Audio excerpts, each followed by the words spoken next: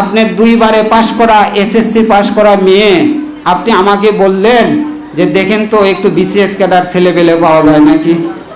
কেন? বলে যে আমার মেয়েকে বিয়ে দিব। মেয়ে কিন্তু আমার কাছেই পড়ে, মেয়ে ইন্টারমিডিয়েটে পড়ে। আমি বললাম যে আপনি ইন্টারমিডিয়েটে পড়া মেয়েকে বিয়ে দিবেন?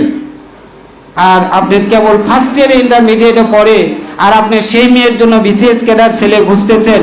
বিসিএস ক্যাডার একজন মানুষ আপনার ইন্টারমিডিয়েট ফার্স্ট ইয়ারের মেয়েকে বিয়ে শাদী করবে?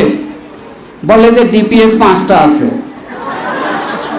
বড়ই লজ্জাজনক ঘটনা, বাস্তব ঘটনা বলতেছি। আমার জয়পুরহাটে অনেকগুলো জমি জমা আছে, দেখার কেউ নাই। যে বিয়ে করবে সে স্থাবর অস্থাবর সব সম্পত্তির মালিক হবে। তা আমি বললাম যে শোনেন, আপনি অভিভাবক মানুষ, স্থাবর অস্থাবর সম্পত্তি সব কিছু ছেলে নিবে, খালি আপনার মেয়েটা ছাড়া।